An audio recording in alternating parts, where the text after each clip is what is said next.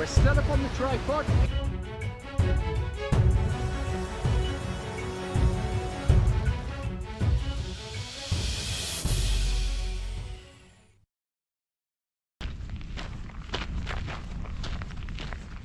Well, today's hike starts off at the bottom of the Niagara Escarpment, just outside of the community of Collingwood on Georgian Bay, here in Ontario. It's a place I come to quite a bit. As we set off, we start a pretty serious climb. It's a great climb for training, and a lot of people do that. A lot of people will come here just to climb the escarpment. Great exercise, great cardio, and great training. And you know what? We're going to start off this hike with that climb. We're heading today to a destination that we've been to before. You guys have been there before with me. We are going to the Osler Bluff. But you know what? It's one of my favorites. It's one of the classics, and it's just an all-around good hike. As I say, starting off with a real climb. And then we get into some terrain and ups and downs and rocks and a little bit of everything today. I have my lunch packed. I have a day pack, a thermos flask of coffee, some fruit, granola bars, electrolyte beverage, rain jacket, toque mitts. Man, hey, Gary here, trail name Jasper. Wow, welcome to my channel. Today, gonna be great. We've just finished a week of, really nice sunny high temperatures, well above normal. Now, much cooler, much damper, stronger winds, back to normal. It's the, what is it today? It's the 14th, Saturday the 14th of November. Hey, along this hike today, by the way, we're going to answer some questions. We're going to answer some questions. We've had a lot of questions coming in from our recent through hike yo-yo of the Bruce Trail. And we're going to answer a lot of those questions today as we hike to the Osler Bluff. But you know what? It starts off with this climb, so without any further ado, let's get to it.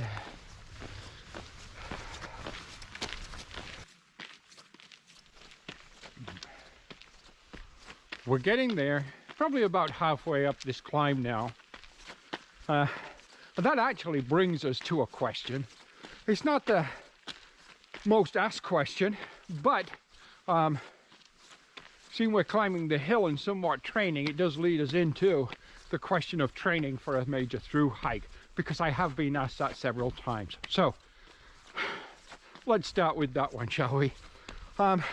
Okay, you know, everybody has a different theory, and no matter who you speak to on any particular topic or any question, you'll get as many different answers. However, my answer to the question is, how do I train for a through hike? I'm going to explain that to you now. I have a combination of activities that are all aimed at helping me accomplish and be successful on a major through hike, regardless of the trail.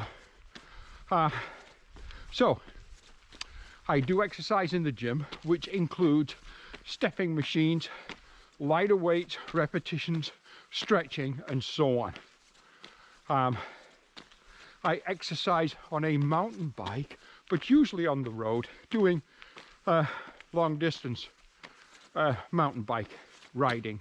The reason I choose a mountain bike over a road kind of racing bike or something as such is the mountain bike does require more energy to propel it forward. Hence, a 100-kilometer road ride on a mountain bike is more challenging than a 100-kilometer road hike on a road bike, racing bike, and so on. And thirdly, and what I think in all truthfulness is most important out of all the activities for training, is putting a pack on your back and training and hiking. Hike with that pack. Hike uphill, hike downhill, hike on the flat, hike on roads, hike on streets, hike on country lanes like we are doing right now. take a look-see and simply hike. Put a decent weight in that pack. Some people will say start off light and work your way up. Hey, if that works for you. The pack you will carry, depending on your gear on a major through hike, varies depending on how you're approaching that hike. Are you camping? If you are, whole different ball game. Significant amount of weight in your shelter, your sleeping pad, your sleeping bag, and so on. I train with a 40-pound training pack, and that's one of my backpacks which I use for training with only usually, although I have used it on hikes, of course. I fill it with gear, jugs of water, and so on, to a total of about 40 pounds, which is, generally speaking, more than I would carry now on a through hike, simply because this year I did change a lot of my gear and I went lighter on my gear. But areas you may come to on certain trails where there's no resupply for maybe 10 days, or there's dry areas for, you know, the next 2 days. So you're going to be carrying a lot of food and a lot of water. So 40 pounds is not ridiculous. It's not out of the question. It's not desirable, but quite often it can be mandatory. A lot of videos out there will show you the ultralight hiker with a base weight of, I've seen as low as 6 pounds base weight and starting a major through hike. You know what? I can't do that. As I go through the winter of 2020 and 2021, and I work on my gear for the 2021 season, if I can get my overall pack weight, overall with 5 days of food, 2.5 liters of water, if I can get that to 30 pounds, for me personally, that will be miraculous. That will be great, and I'll be delighted with that. Anyhow, so there's a little bit about training. Get yourself a backpack and hike. Go to the gym if you choose. Do ride a bike if you choose. Jog if you choose. But I still think the best form of training for hiking is to get a pack and hike with it. Especially on those ascents, the climbs, the elevation gains. Those, pretty interesting, and certainly help you in your future through hike endeavors. So, for the second half of that climb up the gravel road, we've been on the Mission Road side trail. But right here, we're going to pick up the Bruce Trail proper, or the main trail, if you will, the White Blazes. It's a left turn. Now, pretty soon, cars are not going to get up this hill, simply because in the wintertime, there's no winter maintenance beyond this point. Okay. And so, the gravel road, then at that turn, turns into the trail going through the forest. A little muddy now, and that's the time of year, and that's quite normal, and it's only going to get more so. And then the snow will come, usually wet snow first, make everything more muddy, and then of course the cold will set in, everything will freeze solid. And then in the spring, the Bruce Trail in general just turns into a mud trail in a lot of areas, but definitely hikeable all year round, no doubt about that. Okay, sorry about the runny nose. A little cool, chilly. I think it's around +1 or 0 degrees Celsius, maybe +1 this morning. It will warm up, I think, to about 5 degrees Celsius today, which is probably close to normal. Maybe 6 or 7 is about normal. Anyhow, question number 2, and of course, the number 1 asked question of all time regarding the Bruce Trail is always about camping. So, first of all, I will state that camping, I'm going to say, I like to say, well, it's frowned upon. The Bruce Trail Conservatory, they won't acknowledge anything to do with camping on the Bruce Trail or through hikers, period. And that's fine, that's up to those guys. Slowly I've noticed more and more and more. This year on my Bruce Trail Yo-Yo, there was a lot of through hikers, and every one of these, when I say every one, there was a couple that were staying in accommodations of some kind, but most of them were all wild camping, just like myself. So it's just, I would say the interest in the Bruce is growing as far as through hiking, but I think, in all truthfulness, that was because everybody I did speak to that were through hiking, and myself included, by the way, all had plans this year of hiking a different trail, which, due to the bug, the virus, the COVID, did not happen. Myself, it was the Colorado. I met several people that were supposed to do the Appalachian Trail this year. Others, that was a couple of other guys that were supposed to do the Colorado, same as myself.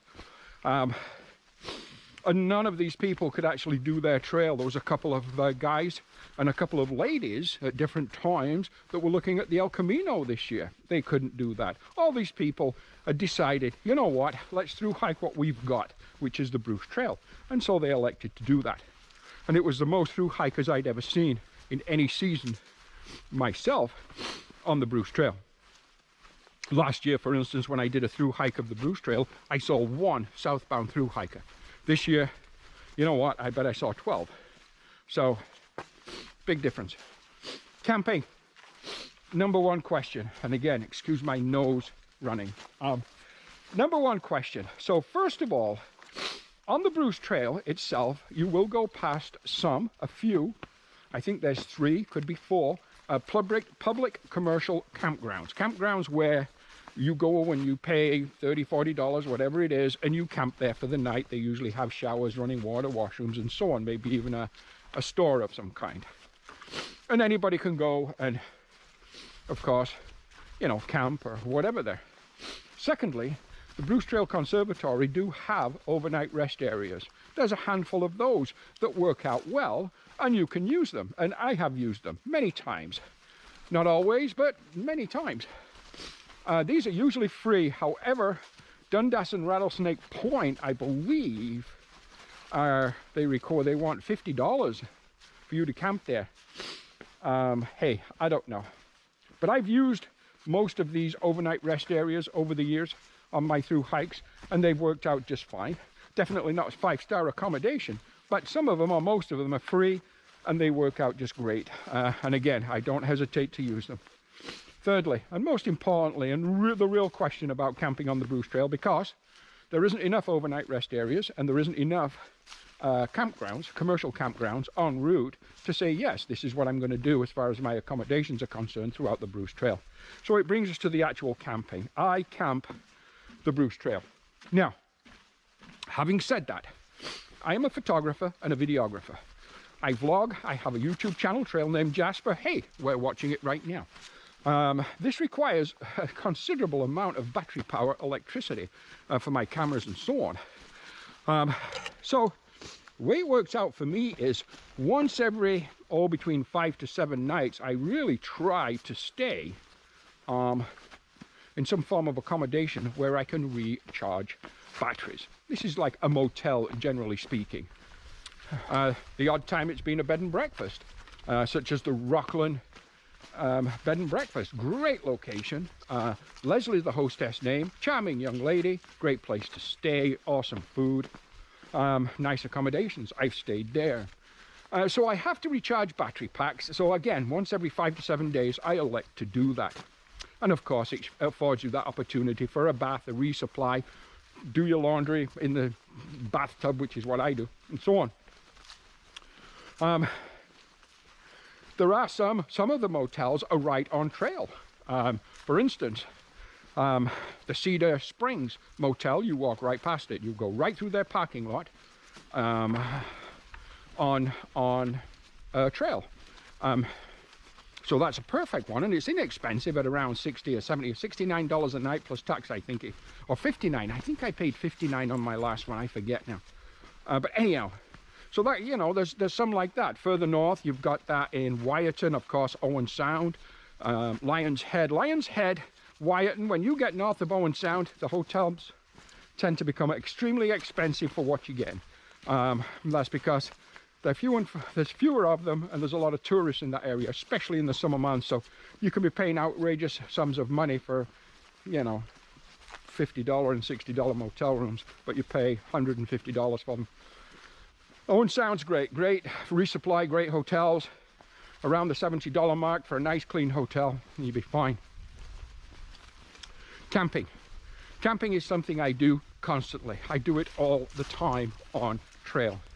So I'm looking for areas that are out of the way, they're quiet, flat, dry, peaceful, a place where I won't disturb anyone and nobody would disturb me. Oh, when we got some trail runners going by. Morning. Good morning. Again, the trail in this area, well, in all areas, but around the Blue Mountain area is used a lot for training. But anyhow, so that's what I'm looking for in a camp area. Now, you know, obviously I'm not going to camp in somebody's front yard. However, I do camp on private land. Ooh, frowned upon, I know. I camp on provincial land. I camp what works for me. I guess I'm a through hiker. Now I realize there's a lot of people watching this video right now and say, oh, shame on you, that's not good and all this kind of stuff. Hey, you know what? I'm a through hiker and I camp. At the end of the day, I'm going to sleep somewhere, and it's, unless I need to for services required, then I'm going to camp. So again, I pick flat, quiet, dry, out of the way, least amount of public visibility as possible. I'm quiet. I don't build a campfire or anything like that. I don't play loud music. We come to a beautiful little spot on this trail, and I just love it here. In fact, many times, and I really must do it again soon, I come here and I photograph this absolutely beautiful, stunning, I believe this is called Silver Creek, and it's absolutely gorgeous here, and I'm definitely coming back. In fact, it's possible that I would actually be in this location again tomorrow, simply because as a photographer, I am changing a lot of my camera equipment. I'm basically moving from Canon DSLR to Fujifilm mirrorless. I have been working with Fujifilm entry-level mirrorless cameras, the X-T100 primarily, over the last year or so. And I really am liking what I'm seeing, so I'm upgrading cameras into more of a professional Fujifilm mirrorless with a more professional XF series of Fujifilm lenses. And just now beginning to work on the settings that I like, how the camera works, what everything does. It's very kind of retro styled, which I really, really like. So I was actually thinking tomorrow morning, bright and early, it would be nice to get out and maybe create my first video, Gary Clayton photography channel, using the new upgraded Fujifilm mirrorless. And this would be one of the locations that I would definitely come to. Even today, well, today would be perfect. But tomorrow, the weatherman's saying it's a rain day. But we'll see. See how it goes. See what we get. Okay. Today's hike is going well. Yeah. So the hike today is 20 to 25 kilometers, give or take.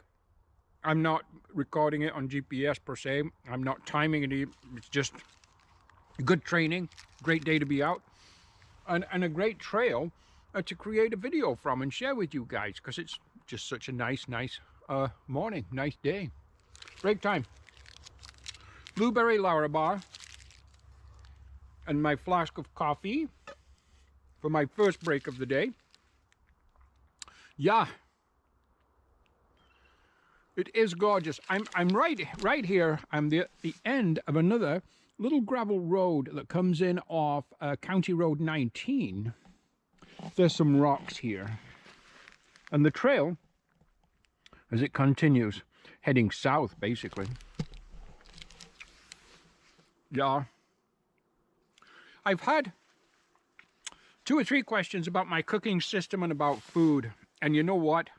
There's so much involved in all that. And depending on the kind of hiker you are, I'm actually going to do a video just on cooking gear and the food, nutrition, and so on. Cooking gear is super important. And there's a lot to kind of take into account. The kind of fuel you're going to use. Is it going to be a small wood-burning kind of little hiking stove, which I have? Is it a butane gas, which I have? Is it an alcohol stove, which I don't have? But there's lots of variables, especially when it comes to weight and efficiency and so on. And it really does just deserve its own whole kind of video on that, with some demonstrations and some samples of different cooking systems, and of course different food ideas. So please stay tuned for that video. It will come. Like everybody else, I have to earn a living, so working, photography, working. I'm again back driving a school bus, and this year they've given me a school vehicle, which is a white van with special needs children's, which is fine, and I enjoy that. I enjoy working with the kids. But that does take up a lot of my time. But again, like everybody else, I have bills to pay. Oh, yeah. But the food, the cooking system will come as a separate video, just because there's too much to talk about, and I want to give demonstrations of the cooking systems. So I'd set those up for you to look at, and that way you can make a more informed decision on what's right for you. Okay, I'm going to sit here for a few more minutes, finish off my Laura bar, have a little bit more coffee, and then we're going to carry on. Now, right through here, just off the trail, is one of the overnight rest areas that we spoke of. And I have used this. Here's a fire pit. I've actually sat right here on these rocks, cooked my dinner, and of course I just ran out of battery power. Now we've changed the batteries. As I was saying, I've sat right here on these rocks. I have had a little campfire right there, and I have set up my tent right in here. Perfect little spot. Over here, and I'm not sure if you can see it, but we'll take a walk over, is a latrine.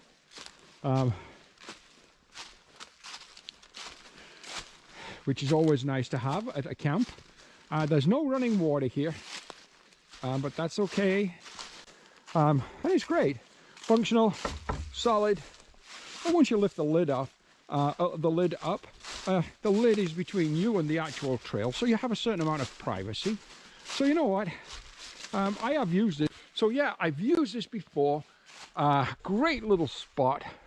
Now I did notice on edition 29, it was on the paper maps, but on the current, or on the app at the time, it was not shown on there. I'm not sure why, but anyhow, I've used it many times. A lot of the locals will come out here and have a fire on a Saturday night, maybe even tonight, who knows. Anyhow, let's keep going. Platoon Side Trail, a 4-kilometer trail, a loop which touches the main trail at 3 points, thus creating a figure 8 with an eastern and western loop. Wow. Closed trail violators may be prosecuted. It's seasonally closed December the 1st to March the 31st. Not sure why, but it is. But that's okay, because we came from down there. We're going down here. Doing great.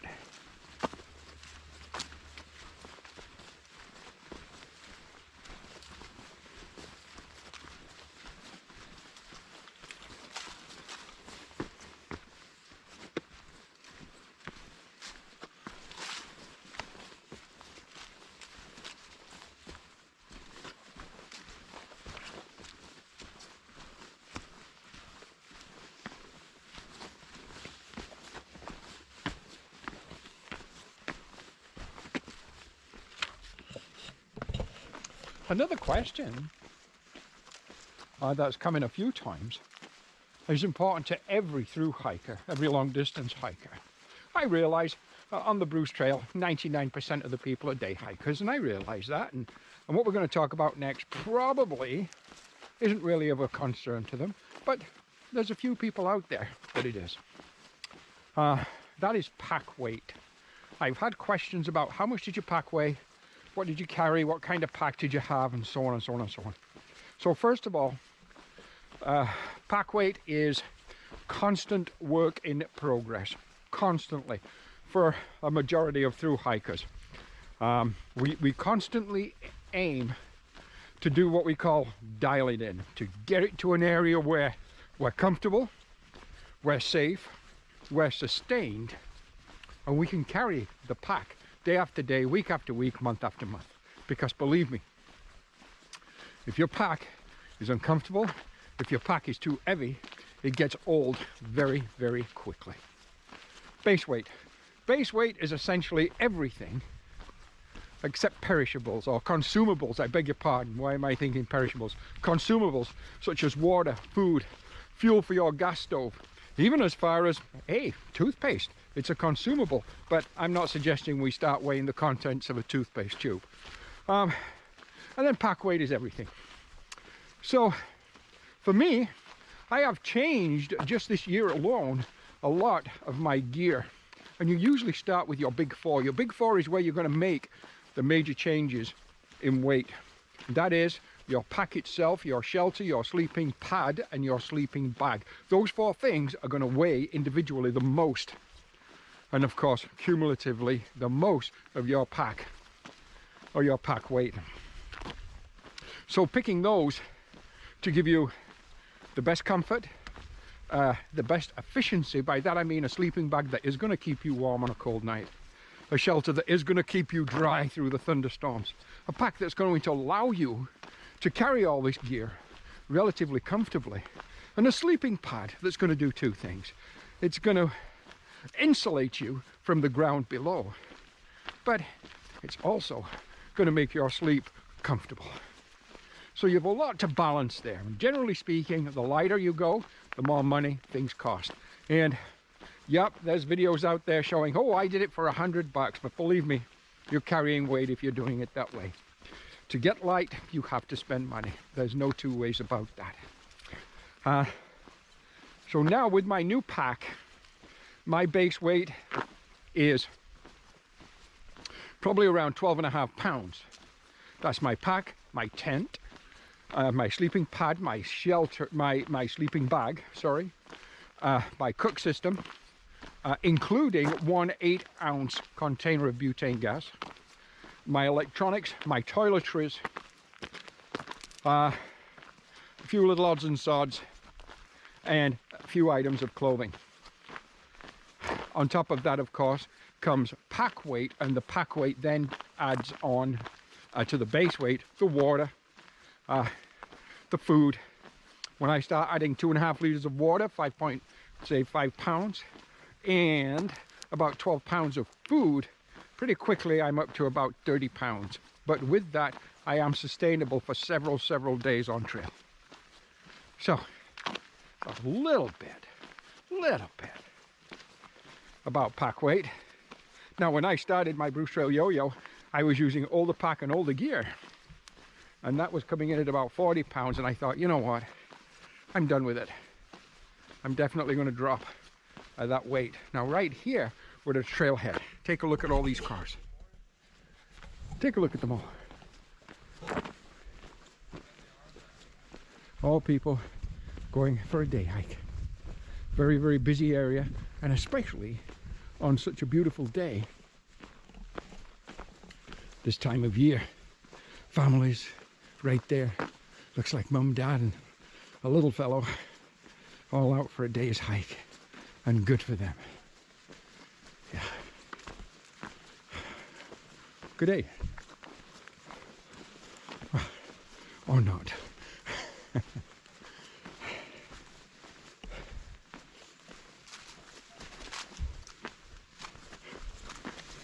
My fruit bowl, and of course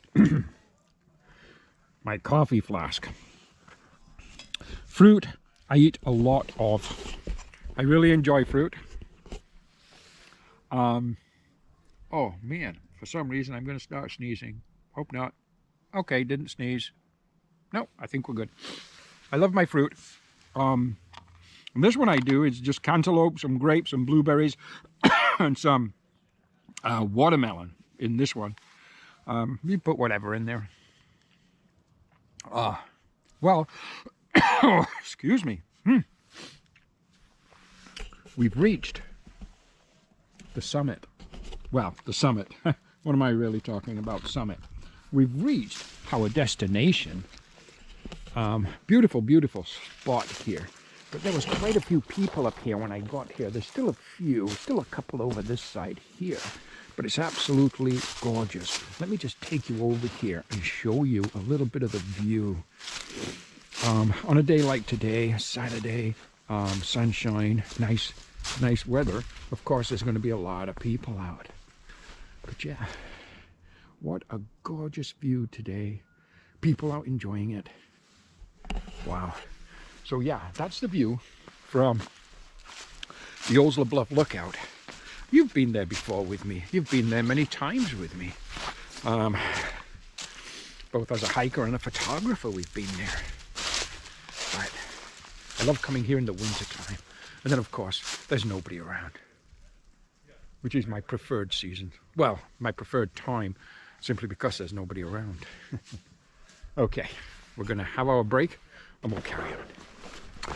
So still lots of people coming and going from the lookout point.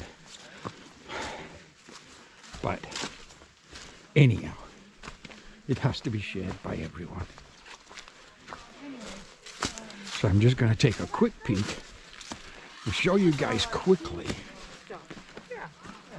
Oh, everybody's having their snacks.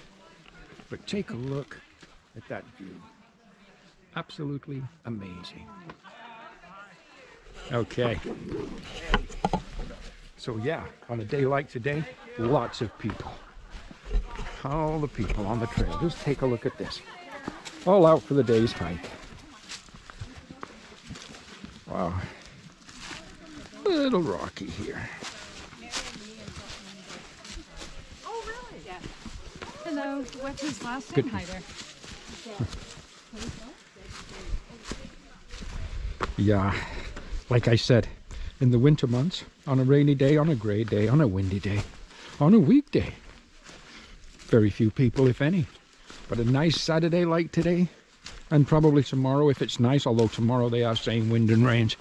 But on a nice day like today, a lot of people. That's okay, as I say. So, we've had our fruit, we've had some coffee. We're fueled up for now. I do have an orange and I have a granola bar in my pack. I have my electrolyte drink and I still have more coffee. So we're good to go. But yeah, I think what we're going to do now is we're going to start heading back basically the way we came. In fact, exactly the way we came.